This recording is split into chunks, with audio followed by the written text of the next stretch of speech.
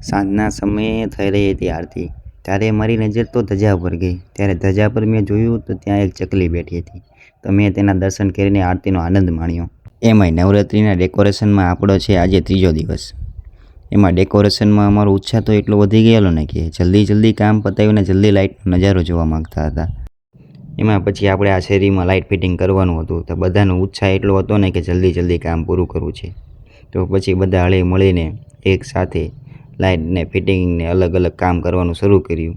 કામકાજ તો એટલી ઝડપીથી થાય છે ને કે અમારો ઉત્સાહ બુલંદ થઈ ગયો. એમાં પછી અમારે અડધી છેરી થઈને અમને લાગવા માંડ્યો થાક. બધા થાકી તો એટલા ગયેલા ને, પણ બધાનો ઉત્સાહ એટલો હતો કે આપણે આપણું કામ પહેલાં પૂરું કરવી. ત્રીજું બાંધ્યા બાદ એક કામ રહ્યું વાયરિંગનું. વાયરિંગ કરવા લાગ્યા. એમાં બધાને લાગી ગયો તો થાક, તો પછી નાસ્તાનું આયોજન કર્યું ને પછી નાસ્તો બનાવવામાં આવ્યો. બધાએ સાથે મળીને હળી મળીને નાસ્તો ખૂબ કર્યો. પછી બધા એમના કામમાં પાછા વ્યસ્ત થઈ ગયા. હું ચડી ગયો પછી ઉપર વાયરિંગ કરવા. એમાંય આપણે વાયરિંગ કરતા હતા ને તો અચાનક આવી ગઈ ચા. તો હું પછી બધાએ પીધી ચા ને પછી આપણા કામમાં થઈ ગયા પાછા વ્યસ્ત. બધાએ સાથે મળીને વાયરિંગ કરી નાખ્યું અને હવે ટાઈમ આવી ગયો છે લાઇટને ચાલુ કરવાનો. અને આખી બજાર થઈ ગઈ છે રેડી.